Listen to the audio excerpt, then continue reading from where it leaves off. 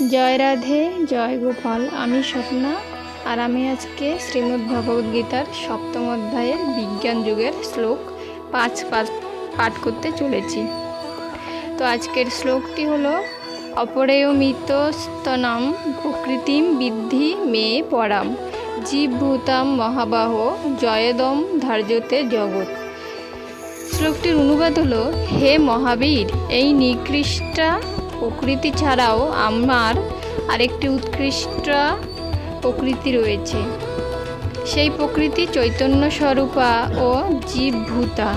সেই শক্তি থেকে সমস্ত জীব নিঃসৃত হয়ে এই জড়জগৎকে ধারণ করে আছে।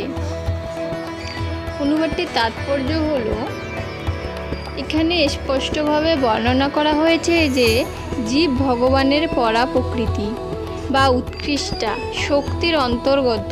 ভগবানের অনুৎকৃষ্টা শক্তি হচ্ছে জড় জগৎ, যা ভূমি, জল, অগ্নি, বায়ু, আকাশ, মন, বুদ্ধি ও অহংকার নামক উপাদানগুলির দ্বারা প্রকাশিত হয়েছে।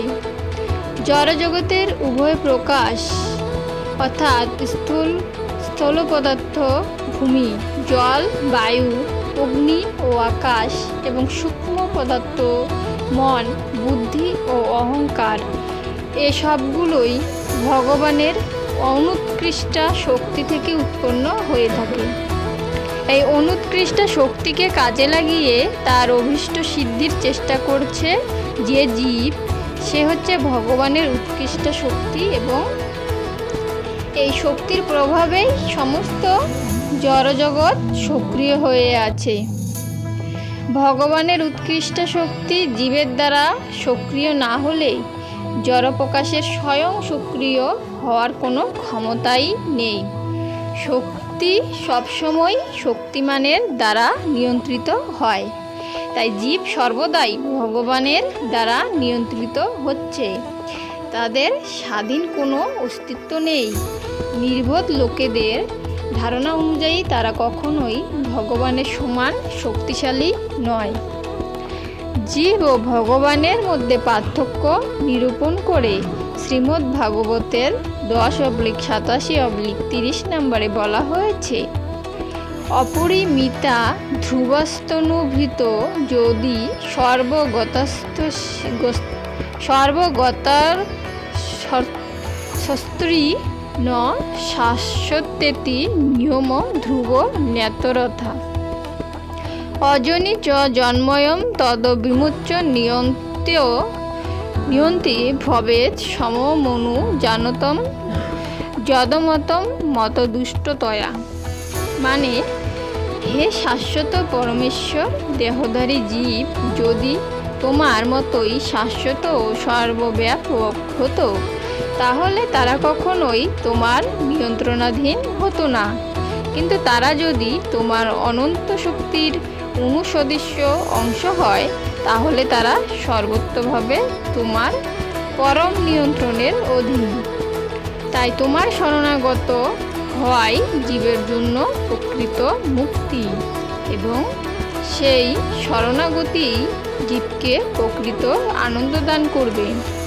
সেই স্বরূপে অবস্থান করলে তবেই তারা নিয়ন্তা হতে পারে। সুতরাং সেই সমস্ত স্বল্প জ্ঞানসম্পন্ন মানুষ অদ্বৈতবাদের প্রচার করে বলে যে ভগবান ও জীব সর্বত্রভাবে সমান। তারা প্রকৃতপক্ষে ভ্রান্ত ও কুলুষিত মতবাদের দ্বারা পরিচালিত হচ্ছে। ভগবান শ্রীকৃষ্ণই একমাত্র নিয়ন্ত্রা এবং সমস্ত জীবেরা তার নিয়ন্ত্রণাধীন। এইসব জীবেরা ভগবানের উৎকৃষ্ট শক্তি, কারণ গুণগতভাবে তাদের অস্তিত্ব ভগবানের সঙ্গে এক, কিন্তু ক্ষমতার বিচারে বা পরিমাণগতভাবে তারা কখনোই ভগবানের সমকক্ষ নয়। ভগবানের উৎকৃষ্ট শক্তি জীব যখন সূক্ষ্ম ও স্থূল অনুৎকৃষ্ট শক্তিকে জড়ভোগ করে তখন সে তার প্রকৃত চিন্ময় মন ও বুদ্ধিকে ভুলে যায়। জড় প্রকৃতির দ্বারা প্রভাবিত হয়ে পড়ার ফলে জীবেরা এই বিস্মরণ ঘটে জীবের এই বিস্মরণ ঘটে। কিন্তু জীব যখন মায়ার মোহময় জড়শক্তির প্রভাব থেকে মুক্ত হয় তখন সে মুক্তিলাভের পর্যায়ে উপনীত হয়। জড়শক্তির দ্বারা আচ্ছাদিত হয়ে জীবের অহংকার মোহগ্রস্ত হয়ে মনে করে যে আমি জড় এবং জড় বিষয়সমূহ আমার।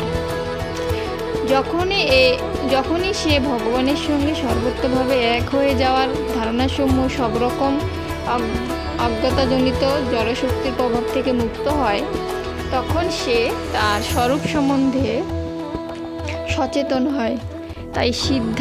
তাই সিদ্ধান্ত হচ্ছে যে গীতায় জীবকে শ্রীকৃষ্ণের অনন্ত শক্তির মধ্যে মাত্র একটি শক্তি বলে প্রতিপন্ন করা হয়েছে। এই শক্তি যখন জড়জগতের পুরুষ থেকে মুক্ত হয়ে যায় তখন সে পূর্ণভাবে কৃষ্ণ চেতনা লাভ করে বা মুক্তি লাভ করে। আজকে শ্রীমদ্ভগবদ্গীতার ৭ম অধ্যায়ের বিজ্ঞান যোগের শ্লোক ৫ এখানেই সমাপ্ত হলো।